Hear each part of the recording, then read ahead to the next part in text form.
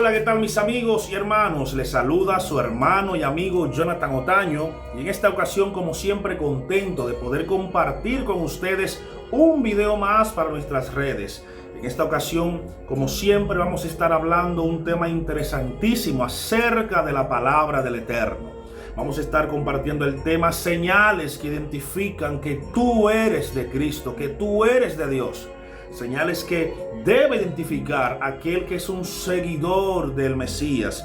Y vamos a estar basando el texto de la lectura de la palabra de Dios que se encuentra en Juan capítulo 6, versículo 30 y 31. Hay un debate interesantísimo que ocurre entre Jesús y algunos líderes religiosos, y también el pueblo se involucra en esta disputa, en este debate interesantísimo que podemos ver en Juan capítulo 6, cuando Jesús multiplica los panes y los peces, luego hace algunas señales, luego la gente lo busca por el milagro de la multiplicación de los panes. Y hay un debate interesantísimo, pero vamos a basarnos solamente en unos versos que se encuentran en el versículo 6, capítulo 6, versículo 30 y 31 de Juan. Dice así la palabra del Eterno: entonces le dijeron, ¿qué señal haces tú para que veamos y te creamos? ¿Qué obras hace? Nuestros padres comieron el maná en el desierto, como está escrito, pan del cielo le dio a comer. Jesús le dijo, de cierto os digo, no os ha dado Moisés el pan del cielo, sino mi Padre es el que da el verdadero pan que desciende del cielo. Porque el pan de Dios es aquel que desciende del cielo y da vida al mundo. Palabra de Cristo. Mis hermanos, señales que identifican a alguien que es de Dios. Como les dije, mis hermanos, si buscamos el capítulo 6, vemos que Jesús, de 5 panes y 2 peces, alimentó a más de 5,000 personas, sin contar mujeres y niños. Luego, Jesús anda sobre el mar, la gente lo busca por la multiplicación de los panes. Jesús se proclama como el verdadero pan de vida. Él dice, yo soy, leemos, y hallándolo al otro lado del mar, les dijo, Rabí, ¿cuándo llegaste acá? Le respondió Jesús y le dijo, de cierto os digo, me buscan no porque vieron señales, sino porque comieron de los panes y se saciaron. Jesús le está diciendo a ellos, ustedes me buscan no porque yo sea el Mesías, no porque crean que yo soy el enviado de Dios, sino que me buscan por la multiplicación, por las señales, como hoy en día, hermanos. Hay personas que están detrás de las señales y no están detrás de aquel que produce las señales, que ese es el Mesías. Jesús le reclama a los que le seguían que me buscan no por mí, sino por las señales de la multiplicación de los panes y los peces. Dice Jesús, trabajen no por la comida que perece, sino por la que permanece, la cual el Hijo del Hombre os dará, porque a este le dijo Dios, o lo envió Dios el Padre. Entonces le dijeron, ¿qué debemos hacer para realizar la obra de Dios? Respondiendo Jesús le dijo, esta es la obra de Dios, que crean a quien le envió. O sea, Jesús le está aclarando algo importante. Miren, no me busquen por las señales que yo hago. Las señales son marcas y registro de que yo verdaderamente vengo de Dios. Una persona que viene de Dios, Dios siempre la va a respaldar con señales. Y no siempre, ojo con esto, es importante, no siempre las señales van a ser milagros. Y vamos a conocer esto a través de este estudio, a través de las Escrituras. No siempre las señales que acompañan a un hombre o una mujer de Dios tienen que manifestarse a través de ¿qué? De milagros. No. Y lo vamos a aprender en el transcurso. Entonces, aquí entramos en la lectura base, versículo 30. Entonces le dijeron, ¿qué señal haces tú para que veamos y te creamos? Esto es muy importante, hermano. Esto lo leemos en las Escrituras y pasamos por alto detalles. Yo amo los detalles de las Escrituras. Yo amo los detalles de la Biblia. Porque si leemos las Escrituras como un libro de sociales, como un libro de literatura, podemos pasar por alto detalles muy importantes que el Mesías, que Jesús nos deja secretos en las palabras. Fíjese que aquí Jesús le está diciendo: de cierto me buscan porque multipliqué los panes y los peces. Jesús le dice: no trabajen por lo que perece. En este caso son los panes y los peces, pero puede ser cualquier cosa. La gente vive afanada por hacerse rico. La gente vive afanada por tener grandes cosas materiales en esta tierra. Jesús dijo: mira, trabajen por la comida que no perece. Trabajen por lo que es eterno. El apóstol Pablo más adelante enseñaría a los colosenses: poned la mirada en las cosas de arriba, no en la de la tierra. En otras palabras, lo que el apóstol Pablo está enseñando es: ok, vivimos en este sistema, estamos en la tierra, no estamos ajenos a lo que nos rodea, pero traten de preocuparse por las cosas de la eternidad, porque ¿qué tiempo podemos pasar en esta tierra? 30, 40, 50, 70, cuanto mucho 80, y lo más robusto más de 100, pero al final vamos a morir. Entonces Jesús está enseñando a esta generación y nos está enseñando a nosotros que trabajemos, que nos preocupemos por lo que es eterno. Nosotros los seres humanos, eso ya es de nosotros interno. Siempre nos preocupamos demasiado por aparentar, porque el sistema nos obliga muchas veces, y no debemos dejarnos obligar del sistema. Recordemos lo que también el apóstol Pablo dice en Romanos capítulo 12, versículo 1 y 2. Que dice: os ruego, hermano, por la misericordia de Dios, que presenten vuestro cuerpo como un sacrificio vivo, santo, agradable a Dios, que es el culto verdadero. Pero el versículo 2 es el más importante, que dice, o es el punto clave, que dice: y no conforméis a este siglo, sino renovaos por medio del Espíritu. Renovar nuestra mente por medio del Espíritu. ¿Para qué? Para que podamos comprender cuál es la buena voluntad de Dios, que es agradable y perfecta. En otras palabras, vamos a detallar este versículo. Lo que el apóstol Pablo está diciendo es: no te conformes a este siglo. En otras palabras, la palabra siglo ahí quiere decir sistema. Lo que Pablo está diciendo es: no te dejes envolver por el sistema que nos gobierna. No te dejes envolver por el sistema que nos arropa, por lo que exige el sistema. Y una de las cosas que el sistema exige es, promulga, es que si tú no tienes nada, no vales nada. Entonces la gente se preocupa por tener, ¿para qué? Para que puedan darle valor a su vida. La gente se preocupa por tener cosas para aparentar muchas veces que vive bien, pero no son felices. En una ocasión Jesús, vinieron unos discípulos: maestro, dile a mi hermano que reparta su herencia conmigo. Jesús le dice: ¿quién me ha puesto a mí por juez de ustedes? Y Jesús de toda situación sacaba una historia, una enseñanza para nosotros. Entonces Jesús se vuelve a los discípulos y le dice: escuchen esto. Dejen la avaricia, porque la vida de un hombre no depende de los bienes materiales que éste posee. Eso es poderoso, hermano. La vida de un hombre no depende de los bienes materiales que éste posea. Tú puedes ser rico, tú puedes ser pobre, pero si tú tienes a Dios, tienes a Cristo y aprendes a vivir como la palabra manda, tú vas a ser feliz. Entonces el apóstol Pablo decía: no te dejes morder por el siglo. El siglo te exige, el sistema te exige que tengas dinero, que tengas casa, que tengas muchos bienes materiales para que te tomen en cuenta. En el reino de Cristo no es así.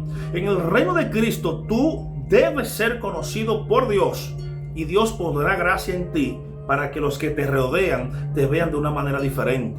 Por eso el proverbista decía: cuando los caminos del hombre les son agradables a Dios, hasta con sus enemigos le haces estar en paz. Esto es poderoso, hermano. Volvamos a Jesús. Volvamos a Jesús, no nos salgamos del tema. Juan capítulo 6, versículo 30 dice: entonces le dijeron: ¿qué señal haces? ¿Tú te crees el profeta? ¿Te crees el Mesías? ¿Qué señal haces tú, pues, para que veamos y te creamos? Y entonces ellos apelan a las escrituras. No están hablando por hablar. Ellos le están diciendo a Jesús: ¿qué señal tú haces? ¿Cuál es la marca que te distingue para que nosotros creamos que tú vienes de Dios? Y apelan a las escrituras. Dicen: nuestros padres, o sea, los patriarcas y Moisés, comieron el maná en el desierto. O sea, la generación de Moisés. Nuestros padres comieron en el maná, o comieron maná en el desierto, como está escrito. Eso no es algo que nos inventamos nosotros, dicen ellos. Como está escrito: pan del cielo le dio a comer. O sea, ellos están diciendo, nosotros le creemos a Moisés porque Moisés tenía señales que lo identificaban como que era un siervo de Dios. Por lo tanto, como siervo de Dios, como profeta de Dios, como hombre que tenía señales y marcas que determinaban que venía de Dios, esa generación le siguió, entre comillas. Entonces Jesús le aclara un punto muy importante. Es bueno entender que el Evangelio de Juan se centra desde el inicio hasta el final. No es como los evangelios sinópticos, Mateo, Marcos y Lucas, que hablan acerca de los milagros, las sanidades, la vida cotidiana de Jesús. Mateo se centra, por ejemplo, Mateo fue escrito para los judíos. Por eso, ustedes encontrarán muchas veces que cuando Jesús hace una señal o hace un milagro, dice, y esto sucedió para que se cumplieran las escrituras, porque fue un texto, un libro escrito generalmente para los hebreos, para la comunidad hebrea. Lucas es un investigador, es un médico, pero que investigó, es un griego convertido al judaísmo y investiga la vida de Jesús y se centra mucho en los detalles. Marcos es el primer evangelio que se escribió acerca de la vida de Jesús. De hecho, muchos exágetas creen que tanto Mateo como Lucas extrayeron del evangelio de Marcos y expandieron más su evangelio, pero Juan se centra en que la gente reconozca que Jesús es el Mesías. Por eso empieza su evangelio en el principio, el verbo, y el verbo estaba con Dios porque el verbo era Dios. Entonces aquí Jesús le hacen una propuesta. Ok, tú dices que eres de Dios, muéstranos una señal, porque Moisés, que venía de Dios, y si sabemos que venía de Dios, nos dio maná del cielo. ¿Tú qué haces? Jesús dice en el versículo 31, nuestros padres comieron el maná, versículo 32, Jesús responde, Jesús le dijo, de cierto os digo, escuche esto, no os ha dado Moisés el pan del cielo, sino mi Padre os da el verdadero pan del cielo. Porque el pan de Dios es aquel que desciende del cielo y da vida al mundo. Ellos respondieron, Jesús, danos siempre ese pan. Es interesante cómo de una multiplicación de panes y peces llegamos a una controversia teológica, una controversia acerca del pan. Moisés, según las escrituras, fue que le dio el maná al pueblo de Israel en el desierto. Jesús dice, ojo con esto, cuidado, no le dio Moisés el maná, pero Jesús está hablando en un nivel más alto que lo cotidiano. Me explico. El pueblo está hablando acerca del maná físico, del pan físico. Jesús está hablando del pan de la palabra viva, de la palabra que permanece para siempre. Es cierto que Dios, por medio de Moisés, les dio el maná para que vivieran en el desierto. Pero Jesús está hablando aquí acerca del pan de vida. Jesús le dice que Él es el pan de vida. Jesús le dice en el versículo 35, yo soy el pan de vida. El que a mí viene nunca tendrá hambre, y el que en mí cree jamás tendrá sed. Jesús habla en lo que en la teología hebrea, por así decirlo, se conoce como el sod. Hay 4 ramas de interpretación de las escrituras que los hebreos utilizan. Remes es la parte literal, lo que leemos. El sod es la parte ya oculta, es lo profundo, es lo que tú lees literal, pero que tiene detrás un trasfondo más profundo. Eso le dice, yo soy el pan de vida. El que me come, dice aquí, yo soy el pan de vida. El que a mí viene nunca tendrá hambre. Oye esto. Y el que cree en mí jamás tendrá sed. Es como la mujer samaritana, la mujer está hablando de un agua física literal, y Jesús utiliza ese mismo término literal para llevarlo a un plano espiritual. Si tú bebes del agua que yo te voy a dar, jamás tendrás sed. Y la mujer dice, dame de esa agua, maestro. En esta ocasión es lo mismo. Jesús le dice, ok, Moisés le dio el pan en el desierto. Sin embargo, Dios le da el verdadero pan. Y ellos dicen, danos ese pan. Jesús dice, yo soy el pan de vida. El que come de mí jamás tendrá hambre, y el que bebe de mí jamás tendrá sed. Esto confunde cuando lo leemos de manera literal. Pero si nos vamos al trasfondo, al secreto, a lo que Dios quiere decir detrás del texto, lo que quiere decir, ustedes, su generación y ustedes comieron el maná y murieron. Sin embargo, si ustedes comen de mí, hablando de la palabra, en otras palabras, si ustedes creen que yo soy el que Dios envió, que yo soy el Mesías, jamás tendrán hambre, en otras palabras, jamás van a morir, jamás. Y esto confundía a los judíos, confundía a los religiosos y confundía al pueblo, porque Jesús, todo lo que hablaba tenía un trasfondo espiritual. Ellos simplemente se basaban en un tema literal, y más los saduceos, que hemos aprendido en este canal, que los saduceos no creían en la vida después de la muerte, no creían en ángeles, no creían en demonios, no creían en un juicio final. O sea, ellos nacían, crecían, se reproducían y morían. Sin embargo, los fariseos no. Los fariseos era una rama del judaísmo que se encargaba de interpretar bien las escrituras y creían en ángeles, arcángeles, querubines, serafines, creían en un juicio venidero, creían en la vida eterna, creían en todo lo que creemos nosotros. Por eso Pablo, siendo fariseo, escuche esto, le voy a revelar algo poderoso.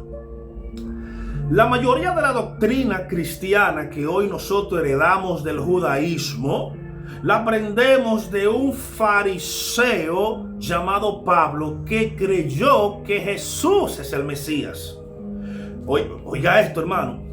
Las cartas en las cuales nosotros basamos nuestra creencia y nuestra fe están escritas por un judío llamado Saúl, con su nombre romano Pablo, que era fariseo de fariseo, pero que creía en el Mesías.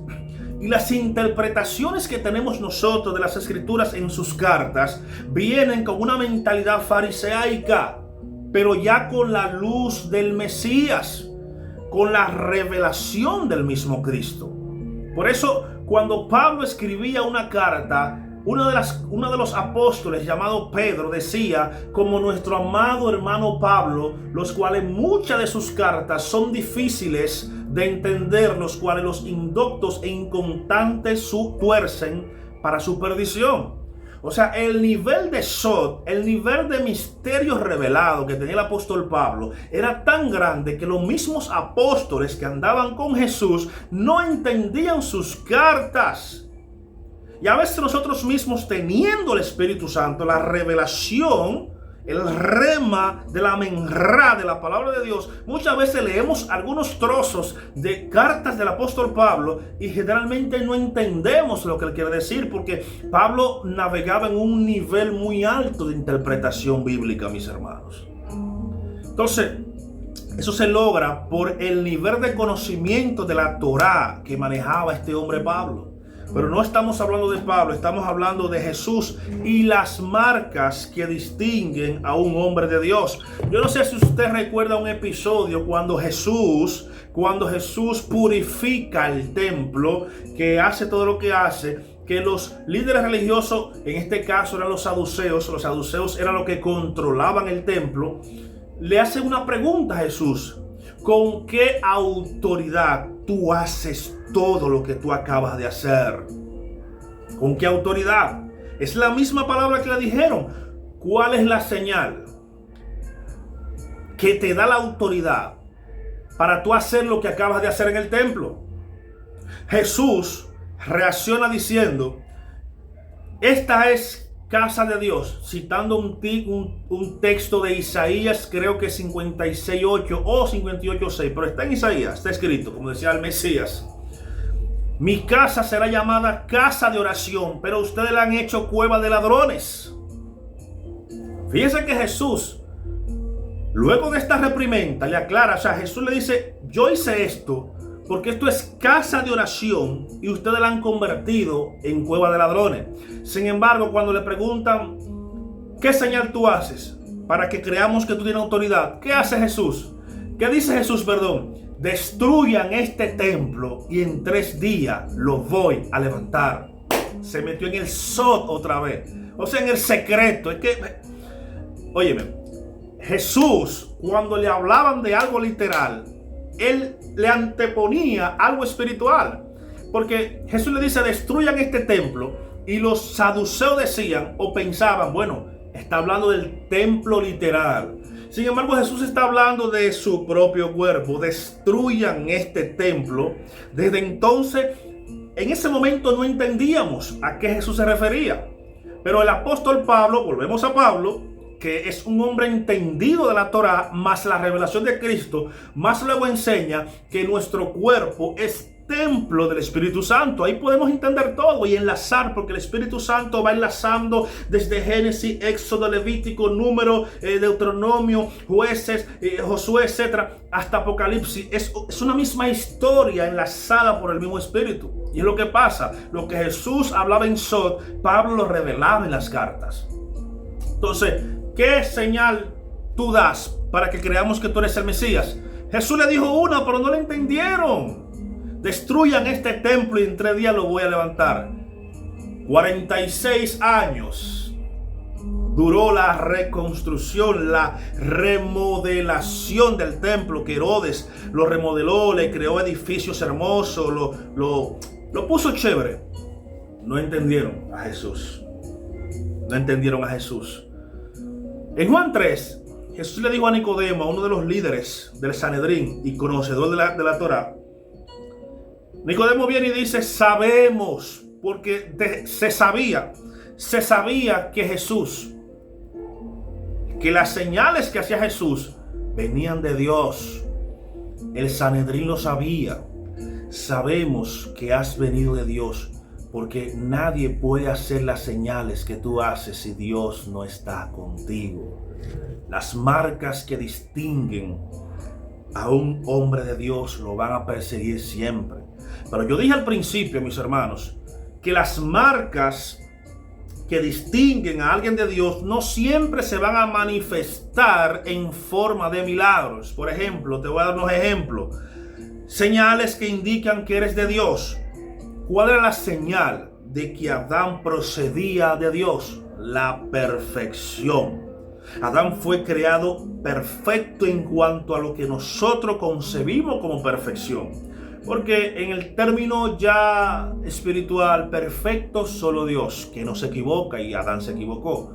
Perfecto solo Dios, que no peca, y Adán pecó. Porque ¿qué es el pecado? El desviamiento de la Torá. No dar en el blanco, no cumplir los preceptos que Dios establece. Dios estableció: el día que comas del árbol, pues morirá. Entonces Adán, la marca que tenía era la perfección. ¿Cuál era la marca que tenía Noé de que pertenecía a Dios? Noé vivió en una generación perversa, muy parecida a la que vivimos hoy en día, 2025. Noé vivía en una generación que dice el mismo texto de Génesis 6, que todo designio del corazón del hombre era de continuo al mal.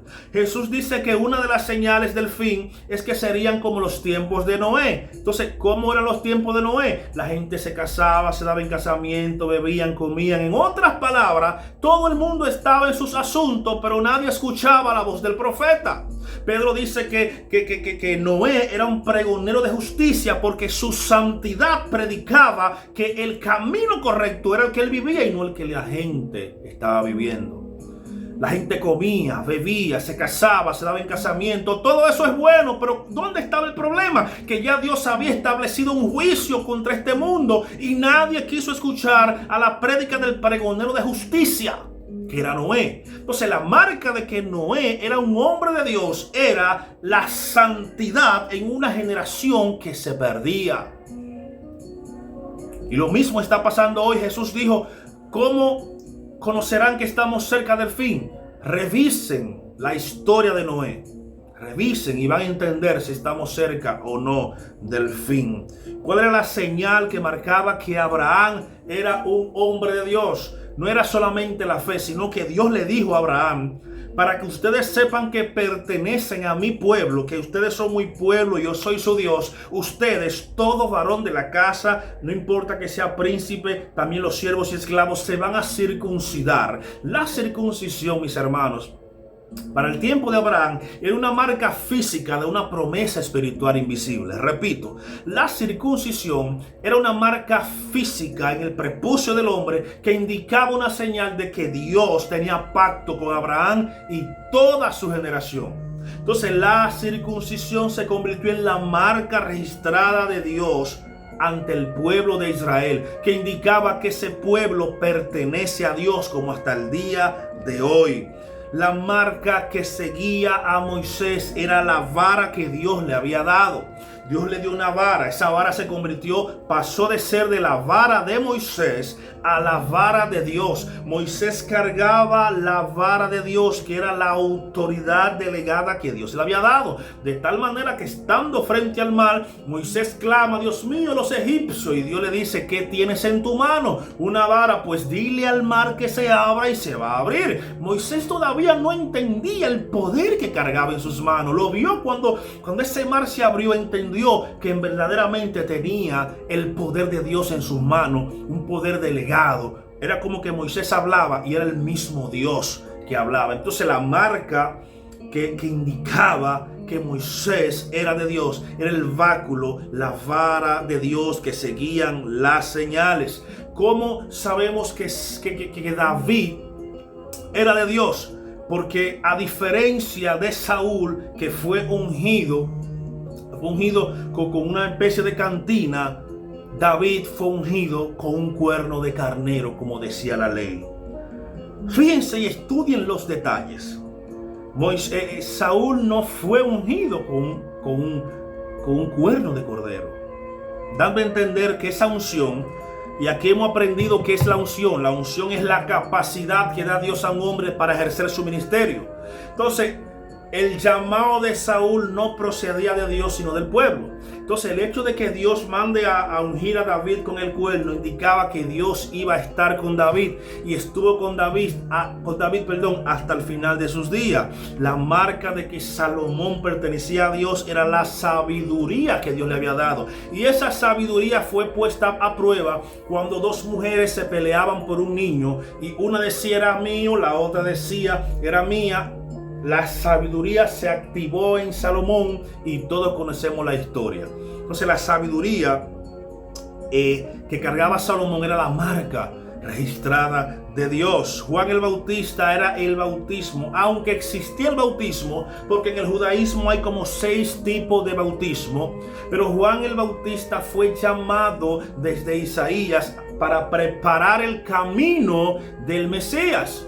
Fíjense que el Evangelio de Juan dice que Juan el Bautista nunca realizó un milagro. Sin embargo, Jesús, para cuidar su estatus, para cuidar su llamado, dijo: de los hijos de mujer no ha nacido nadie más grande que Juan el Bautista. Terrible, terrible, mi hermano. Entonces, llegando a Jesús se le pide varias veces señales. ¿Qué señal hace? ¿Qué señal hace para que te creamos? Pero cuando Jesús estaba en el juicio, Jesús le dijo: pero muchas señales yo he hecho y ni aún así me creen, porque el pueblo ya estaba empecinado en no creer que Jesús era el Mesías. Porque señales hizo Jesús de más: levantó muertos, sanó enfermos, multiplicó los panes y los peces, convirtió el agua en vino, hizo bienes por todas partes. ¿Qué más tenía que hacer el Mesías? De hecho, mis hermanos, cuando le dan el rollo de Isaías a Jesús, Jesús dice: el Espíritu, la Ruach HaKodesh del Eterno está sobre mí, por cuanto me ha ungido, o sea, me ha capacitado, me ha designado para dar vista a los ciegos, buenas nuevas a los pobres, sanar a los enfermos y quebrantados. Desde el inicio Jesús proclamó cuál iba a ser su ministerio y cuáles iban a ser las señales que iban a seguir a Jesús. Pero aún así no creyeron. Ahora bien, y con esto termino, mis hermanos. ¿Cuál es la marca que debe registrarse en la iglesia de Cristo? Nosotros que decimos que somos de Dios. Escuche esto, mis hermanos. dicho por Jesús: un mandamiento nuevo os doy. Escuche esto: que se amen los unos a los otros como yo les he amado. Y luego dice: ¿cómo conocerán que son mis discípulos? Si se aman los unos a los otros. Eso destruye cualquier teología. Eso destruye dogmas eclesiásticos. Eso destruye concilios. Eso destruye creencias. Eso destruye todo, mis hermanos. ¿Cómo conocerán que son mis discípulos? Dice Jesús. Porque predica bonito, no. Porque cantas bonito, no. ¿Cómo conocerán que son mis discípulos? Porque te vistes elegante, no. Porque te vistes como los rabacucos, no. Porque tienes un kipá en tu cabeza, no. Porque tienes un tzitzit en tus pantalones, no. Porque tienes un talif puesto en tu cabeza, no. ¿Cómo conocerán que son mis discípulos? Porque perteneces a la iglesia de tal apóstol, de tal pastor famoso, de tal pastora famosa, no. ¿Cómo conocerán que son mis discípulos? Porque hace señales y milagros, no. ¿Cómo conocerán que son mis discípulos? Porque tengo una iglesia con 5,000, 10, 15,000 miembros, no. ¿Cómo conocerán que son mis discípulos? Porque tengo la última revelación, porque conozco el hebreo, el griego, el arameo y hasta los mapas bíblicos. No, porque tengo el conocimiento y la revelación mística, cabalística. No. ¿Cómo conocerán que son mis discípulos? Dijo el Mesías: si se aman los unos a los otros. No hay otra marca registrada que esa. No existe otra marca. Tú puedes predicar, pero si no amas a tu prójimo te pierdes. Porque eres un asesino silencioso, disfrazado de ministro. ¿Cómo conocerán que son mis discípulos? Porque pertenezco a una iglesia de renombre. No, porque igual te puedes perder perteneciendo. Señores, Jesús era el pastor de Judas. Y Judas decidió traicionarlo porque sus intereses personales estaban por encima de los intereses del Mesías. Esto no se trata de pastor, esto se trata de una relación personal con Jesús, de reconocer que sin Jesús no podemos hacer nada, sin Él no somos nadie. Él dijo: fuera de mí no pueden hacer nada. Entonces Jesús le dijo a los discípulos: ¿cómo conocerán que son míos? ¿Cómo conocerán? ¿Cuál es la marca registrada de mi asamblea, de mi iglesia? Si se aman los unos a los otros. Y en esta materia, la mayoría estamos quemados. La mayoría estamos quemados. Decimos que sí, pero no nos amamos. ¿Sabe por qué? Si yo pertenezco a un concilio, ya veo con recelo a lo de otro concilio. Los concilios nos han dividido. Las iglesias han dividido el cuerpo de Cristo. Jesús nos une y los dogmas nos separan. Jesús nos une y las reglas eclesiásticas, los dogmas de hombre nos separan. Jesús nos une y Santo Dios, ten misericordia de nosotros. Yo siempre digo, mis hermanos, es difícil que yo pertenezca a un sistema eclesiástico. Puedo congregarme, puedo hacer de todo, pero es que lo que uno ve en las escrituras no es lo que se vive. La iglesia empezó teniendo todo en común, Hechos capítulo 3, capítulo 4 y capítulo 5. A pesar de ser perseguida, a pesar de tener en contra a los judíos que no creían, los discípulos de Jesús tenían en contra a los judíos que no creían en Jesús. Tenían en contra a los romanos, tenían en contra a todo el mundo. Sin embargo, el capítulo 4 y 5 dice que tenían todo en común. Y Dios añadía lo que habían de ser salvos. ¿Cómo Dios puede añadir personas salvas a una iglesia enferma? A una iglesia que está más preocupada por qué dirán de la iglesia, qué dirán de ellos, por su protocolo, por todas sus cosas exteriores y no por las almas. No por el amor entre prójimos, por los apellidos eclesiásticos le han hecho un daño, una herida al cuerpo de Cristo. No porque yo soy cristiano pentecostal, si no hay fuego, Dios no está aquí. Mentira de Satanás. No porque yo soy un cristiano bautista, el orden de los factores no altera el producto. Yo no creo en ese desorden. Sí, pero si no amas a tu prójimo te pierdes, aunque sea bautista. Yo soy cristiano metodista, cristiano menonita, yo soy cristiano adventista, yo soy adventista del séptimo día, yo soy católico. Tú como cristiano, ¿cómo ves a un católico que no cree lo mismo que tú crees? Lo ves con recelo. Cuando ves que un cristiano se arrodilla ante un ídolo, tú quieres maldecirlo. No, vamos a orar para que Dios le revele que ese ídolo no tiene poder. Pero tú no tienes la autoridad de mandar a nadie al infierno. Tú no tienes ese mandato. Eso es de Dios solamente. Dios decide quién se va y quién se queda. El mandato de Cristo es amar. El poder más fuerte de la vida se llama el amor. Por eso el apóstol Pablo se le reveló esto: no seas vencido de lo malo, más bien vence con el bien al mal. La marca registrada de la iglesia es el amor. Si en tu congregación no hay amor, te vas a quedar con todo y congregación. Si tú no amas, si tú no sientes compasión por la gente como Jesús sentía compasión por la gente, tienes que revisar tu evangelio. Tienes que revisar, preguntarle al Espíritu Santo. Preguntarle al Espíritu Santo: renuévame, cámbiame, revísame, haz una radiografía espiritual de mí, porque yo quiero amar. Yo una vez leí cuando Abner mató a Absalón, porque Absalón se había levantado contra David y hubo un pleito familiar, y Abnón, a pesar de haberse levantado contra David, dice que David lo lloró como su hijo amado. Yo la primera vez que lo leí dije: pero David está loco, porque ese hijo se levantó, mató a tu hijo. Luego el Espíritu Santo me dijo: para los padres no hay hijo malo. Y para David, Absalón era su hijo amado, a pesar de que se había levantado contra él y su casa.